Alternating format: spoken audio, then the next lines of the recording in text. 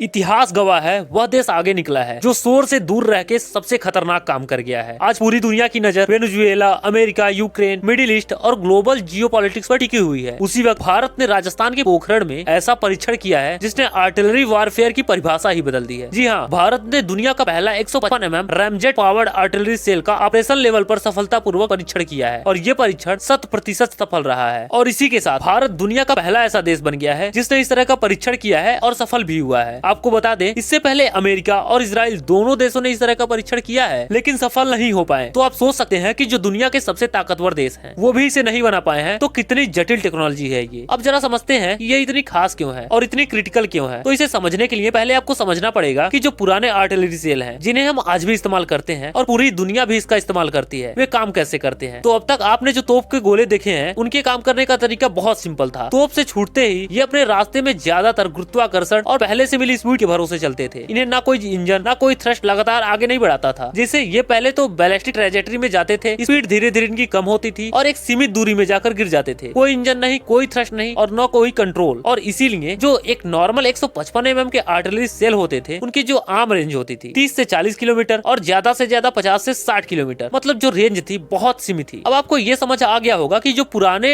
Artillery cell थे वे काम कैसे करते थे। अब समझते हैं कि ये जो आर्टिलरी सेल भारत ने परीक्षण किया है वो कैसे काम करते हैं। तो आपको बता दें कि ये जो आर्टिलरी सेल है इनमें लगा हुआ है एक तरह का रैमजेट इंजन जो गोले को अतिरिक्त स्पीड प्रदान करता है। और ये जो रैमजेट इंजन है ये कोई आम इंजन नहीं है। इस इंजन की सबसे खास बात है कि इसको अलग से लॉन्च करने की जरूरत नहीं है। इसमें भारी भरकम कंप्रेसर या टरबाइन नहीं लगी हुई है और इसे चलाने के लिए बस दो चीजों की जरूरत होती है, पहली तो हवा और दूसरी स्पीड। और यह स्पीड तोप से निकलते हुए गोले पहले ही पा चुके होते हैं। तोप से निकलते ही 155 mm के जो सेल होते हैं 2 मैक की रफ्तार यानी आवाज से 2 गुना तेजी से आगे बढ़ते हैं। यह स्पीड हवा को रैमजेट में घुसाती है, फ्यूल जलता है और लगातार थ्रस्ट पैदा होता रहता है। अब इसमें होता यह है कि गोले की स्पीड कम नहीं होती जिसकी वजह से ये जल्दी नीचे नहीं आता और रेंज बढ़ जाती है और तबाही दोगुनी हो जाती है। और जो 155 mm के आर्टिलरी सेल की अधिकतम रेंज 60 किलोमीटर थी, अब वही रैमजेट इंजन लगने की वजह से ये रेंज 120 किलोमीटर हो जाएगी, मतलब दोगुनी। अब भारत चाहे तो दुश्मन की डीप टेरिटरी तक स्ट्राइक कर सकता है, चाहे वो दुश्मन का एयरबेस हो, सप्लाई डिपो हो, कमांड एंड कंट्रोल सेंटर हो, लॉजिस्टिक हब हो। अब ये सब भारत के निशाने पर होंगे, बिना एयरफोर्स भेजे, बिना मिसाइल खर्च किए, बहुत कम लागत में। अब जरा सोचिए, अगर दुश्मन की आर्टिलरी 40 किलोमीटर तक मार कर सकती है और आप 120 किलोमीटर तक सटीक वार कर सकते हैं, तो दुश्मन के जो तोप हैं वो बेकार हो जाएंगे, उनके एयरबेस सुरक्षित नहीं रहेंगे, उनकी सप्लाई लाइन ध्वस्त हो जाएगी। मतलब साफ है कि भारतीय सेना जब इन हथियार का इस्तेमाल करेगी तो भारत को जमीनी मुकाबले में हराना लगभग नामुमकिन हो जाएगा। हालांकि आपका इस परीक्षण पर क्या व्यू पॉइंट है कमेंट में हमें जरूर बताएं। अगर वीडियो अच्छी लगी हो तो चैनल को सब्सक्राइब करें। धन्यवाद, मिलते हैं अगले वीडियो में।